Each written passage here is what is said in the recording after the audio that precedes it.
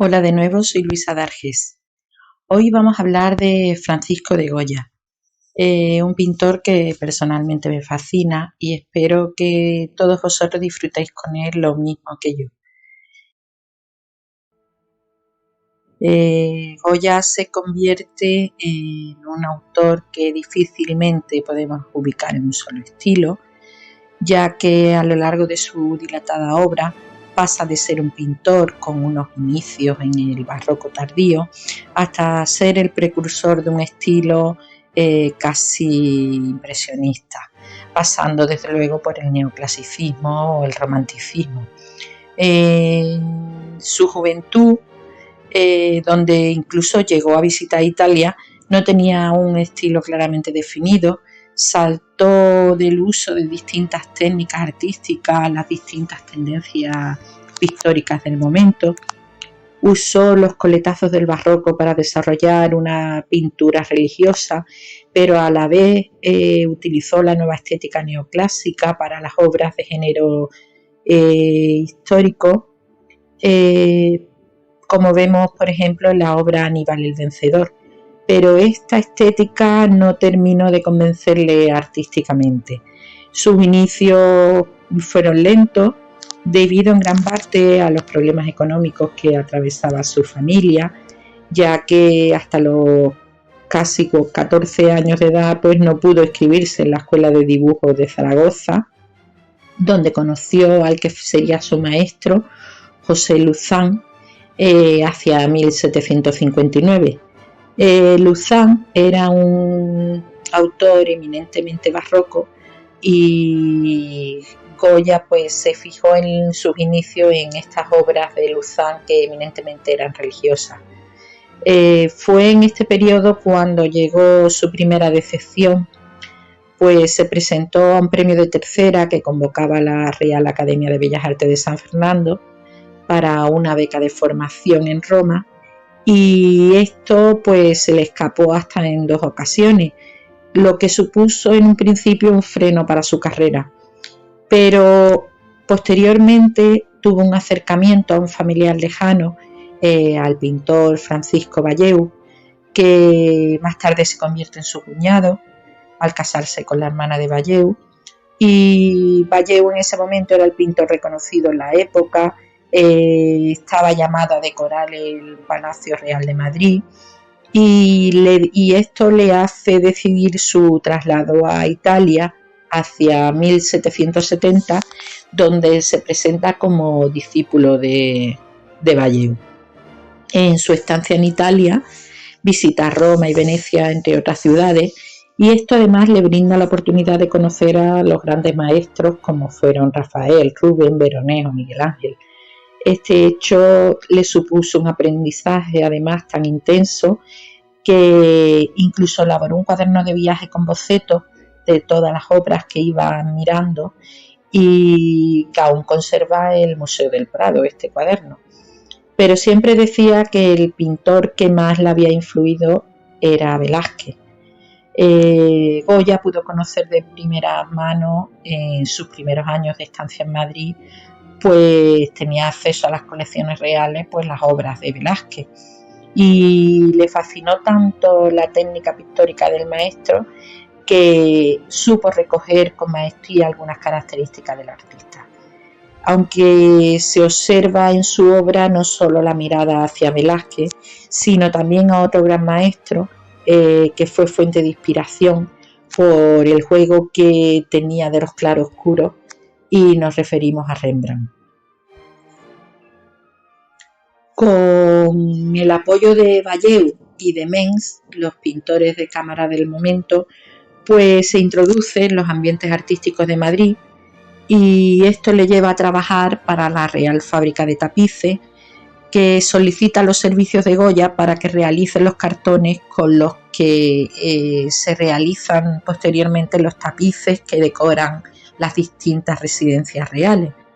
Estos tapices casi todos tienen un estilo claramente rococó, algunos otros con aires neoclásicos, y entre ellos podemos destacar pues el cacharrero, el quitasol o La gallina ciega. Es tal el éxito además que obtiene con este trabajo que hace que reciba multitud de encargos de la nobleza y los políticos de la época. Su desarrollo estilístico además no es usual para los pintores de la época, porque él es además capaz de tocar todos los campos temáticos que existen. Esta peculiaridad que lo distingue de los demás pintores deriva además de una falsa creencia, por ejemplo, de falta de religiosidad, por su alejamiento de la pintura religiosa al uso, con las imágenes de devoción que se llevaban hasta el momento. Sin embargo, podemos decir que es capaz de realizar una pintura más emotiva e intimista, como podemos observar en El Cristo crucificado, una obra que además tiene una clara influencia velasqueña por el uso del color y de la luz, que proporciona además a la obra un gran dramatismo, además de mostrar el magnífico dominio de la anatomía del pintor. O también podemos observarlo en escenas de la vida de la Virgen, de la Cartuja del Aula Dei, o la adoración del nombre de Dios en la Basílica del Pilar, ambas en Zaragoza, u obras como La Sagrada Familia con San Joaquín y Santa Ana ante el Eterno en Gloria. Para culminar la producción religiosa más importante, pues no podemos dejar pasar los frescos de la ermita de San Antonio de la Florida, también en Madrid, donde nos presenta unas escenas que realiza con pinceladas sueltas, donde usa manchas de color y capta la luz, acercándonos claramente al impresionismo, donde además las figuras son expresivas, que lo aleja del academicismo imperante. Vemos además cómo trabaja las formas imperfectas, con pinceladas sueltas, cómo utiliza los colores primarios sin apenas mezcla, cómo usa la luz y el espacio, con el que además rompe todos los esquemas de las representaciones. Esta impresión especial que le da a la obra, las sombras, los brillos, que podría haber realizado con otros colores, lo consigue a base de estos colores primarios, sin difuminar, aplicando pinceladas cortas, y se observa además cómo la luz se pasea entre los personajes, aportando distintos matices, creando una atmósfera diferente que después veremos casi en todas sus obras. Estos personajes además empiezan a formar parte del nuevo Goya, pues muestran la más clara expresión de la libertad creadora del artista e inicia un camino hacia la modernidad. Tales así que autores como Manet pues muestran durante el impresionismo un acercamiento al universo de Goya. Vemos además en el autor cómo se va distanciando claramente de la rigidez academicista, dándole a sus obras una vivacidad anecdótica. Las obras suelen estar protagonizadas por el pueblo y los aristócratas, a los que viste de personajes populares. Consigue con esto crear escenas contemporáneas, entretenidas, escenas curiosas. Precisamente hacia 1792, cuando da un discurso en la Real Academia y reivindica la necesidad de libertad de los pintores y la necesidad de transgredir las reglas, alejándose de los supuestos idealistas y de los preceptos neoclásicos. Hacia finales de 1792, precisamente, en un viaje a Sevilla, cae enfermo, y esto le origina su posterior sordera,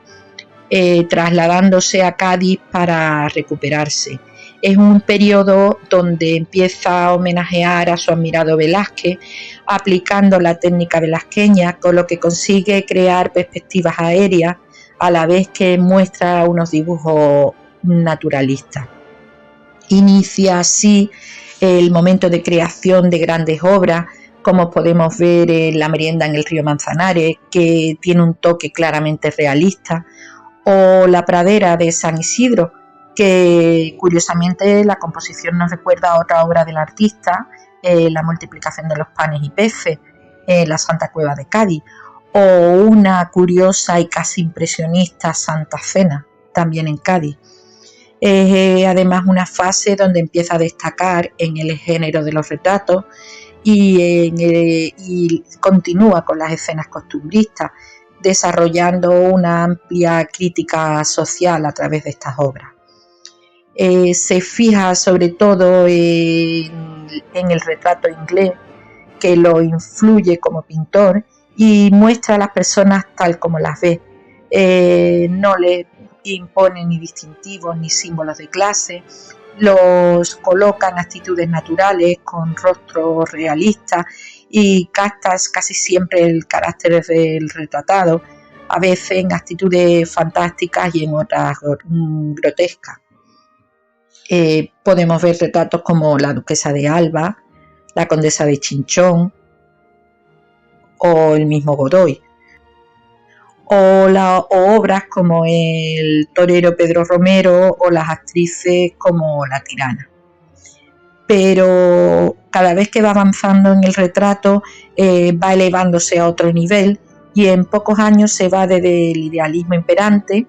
y su evolución pictórica precisa además de los rasgos, no solo físicos sino los psicológicos de los personajes, volviendo aquí su mirada a su estimado Velázquez. Esto podremos verlo en obras como La marquesa de Villafranca pintando a su marido o en el retrato de Isabel de Porcel, donde representa en ambos a mujeres de gran capacidad creativa e intelectual. También podemos observar este punto sublime pues en el retrato de Jovellanos, donde nosotros como espectador podemos captar el realismo, que es de matrícula, mostrando el agotamiento mental del ministro en ese periodo convulso de España. Con la familia de Carlos IV, pues consiguió aunar en una sola obra los retratos con las composiciones complejas y además una obra que está llena de singularidad para cada personaje y sobre todo descubrimos cómo bebe de la familia de Felipe IV de Velázquez o de la familia de Felipe V de Val-Luz. A pesar de haber realizado retratos individuales para la mayoría de los representados en la obra, pues define a cada personaje de una manera sutil. Incluso aparece el pintor en una esquina de la obra delante de un lienzo, como habíamos visto a Velázquez en la familia de Felipe IV,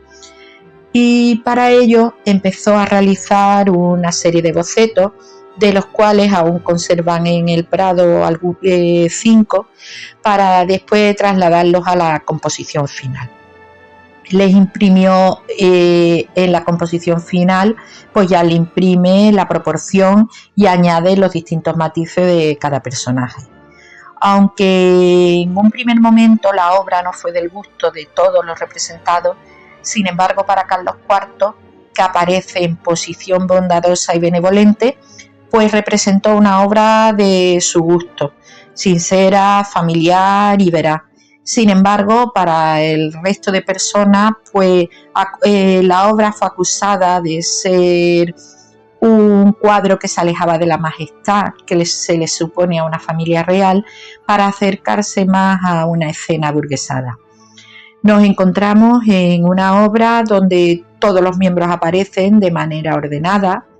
Destaca en el centro la figura de la reina María Luisa, en actitud de desafío mirando al público, y aparece acompañada a los lados con los infantes Francisco e Isabel.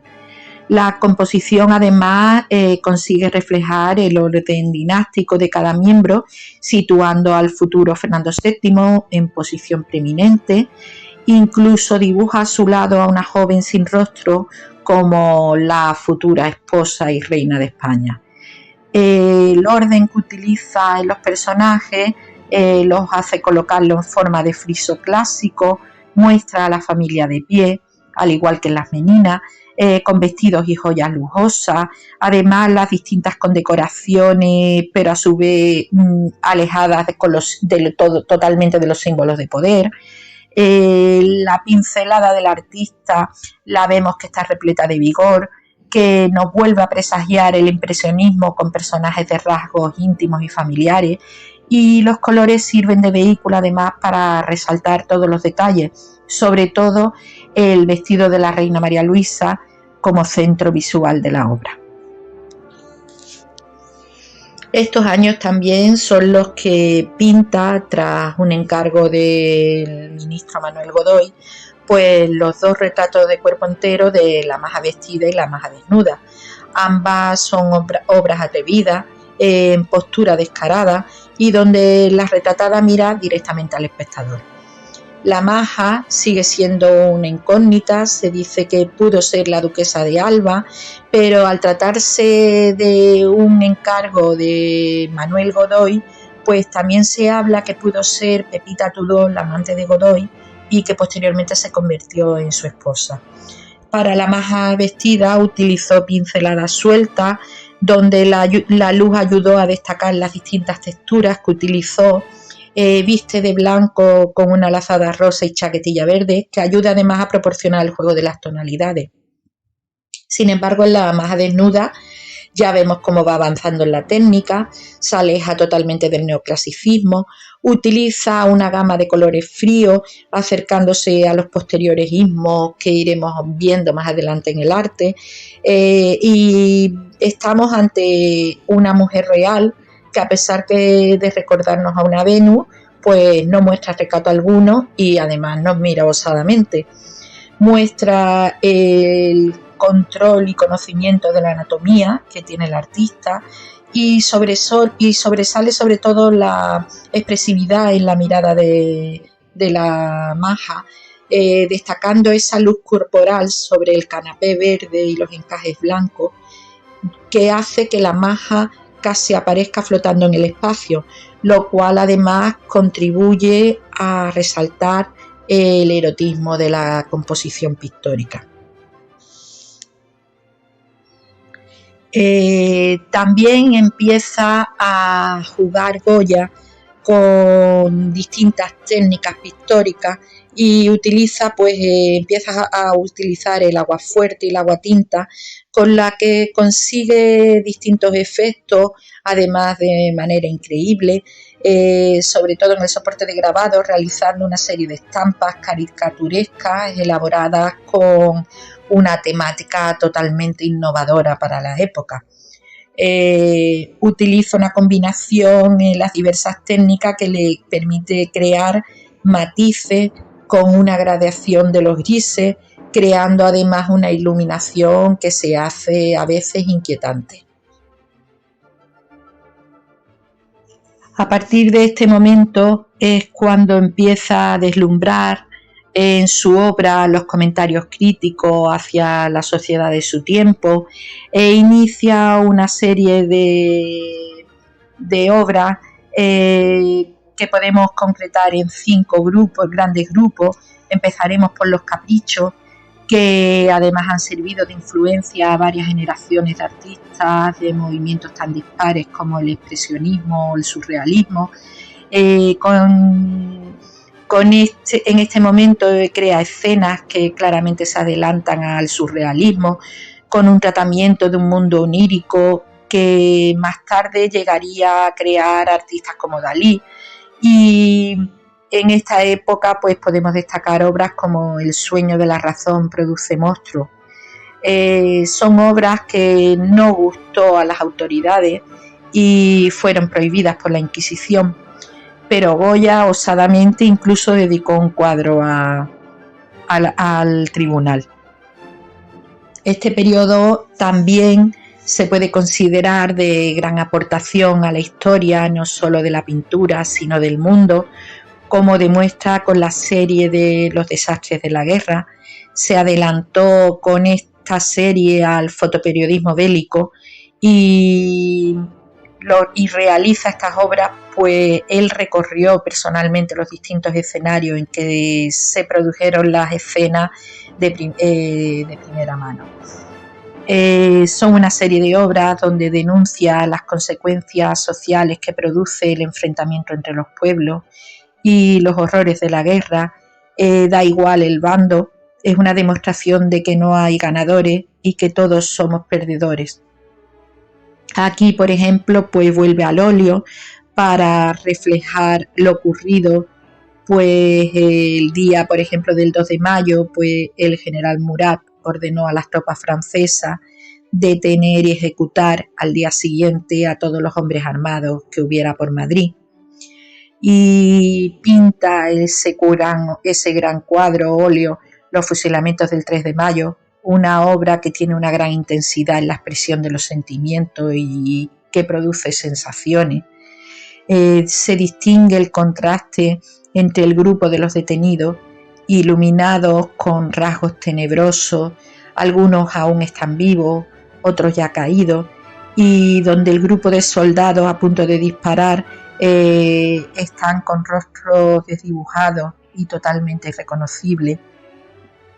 y donde destaca sobre todo ese personaje central que alza en cruz los brazos, que viste de un radiante blanco y amarillo, y podemos decir que iconográficamente remite a la crucifixión de Cristo de una manera simbólica. La otra serie que inicia en este periodo es la de la tauromaquia. Tras el periodo bélico, agotado por todas las experiencias vividas, pues vuelve a esos momentos de gloria que había olvidado con la guerra y que retomó tras el fin de la misma. Ya Goya está marcado por la sordera y por otras enfermedades, y empieza a dejar de ser esa persona vitalista y alegre de antaño. Aparece como un pintor marcado por el sufrimiento y el pesimismo, y su vida personal pues entra en caída libre. Toma conciencia del declive de su propia vida y da expresión a los aspectos sórdidos e irracionales del ser humano, generando una visión tremendista y creando un espacio real como antesala del expresionismo. Ya el artista está encerrado en la Quinta del Sordo y pinta las paredes de la quinta con velas sobre su sombrero, iluminando la oscuridad del lugar. La temática de su obra ya empieza a oscurecerse, predomina el negro, las pinceladas sueltas dejan paso a pinceladas densas, pastosas, el dibujo va abriendo camino a las manchas, y a partir de aquí pues inicia el camino a esa serie denominada las pinturas negras, en la que los temas pesimistas, decadentes, terminan con una serie de pequeños cuadros que tocan temática de misterio, brujería, nocturnidad. Es ya para terminar cuando realiza la quinta serie, que sería la que podemos denominar Los disparates, donde representa visiones oníricas que se hacen aún más evidentes, son imágenes violentas, relacionadas sobre todo con las instituciones oficiales. Pinta un mundo en su mayoría grotesco, con imágenes enigmáticas, un mundo realmente extraño. Los acontecimientos que vive en España, pues con la aparición de la primera Constitución española, el gobierno liberal, la restauración de la monarquía absolutista, todo esto que lo encaminó a partir hacia Francia, pues también llevó al final de su trayectoria pictórica pues a reconciliarse con la vida.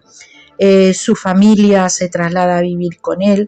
y es cuando parece volver a rejuvenecer, pinta obras con un nuevo tono vitalista, vuelve a las pinceladas largas y oscilantes, se apoya otra vez en una paleta de colores vivos, alegres, y como veremos en obras como en el retrato de su nieto Mariano o en La lechera de Burdeos. Finalmente, Goya muere en 1828 tras una prolífica carrera, y podemos decir que veremos y reconoceremos a Goya reflejado en la obra de muchos artistas posteriores, como el gran maestro de la pintura contemporánea que fue. Espero que os haya gustado este capítulo dedicado a Goya. Muchas gracias y nos vemos en nuestro siguiente tema.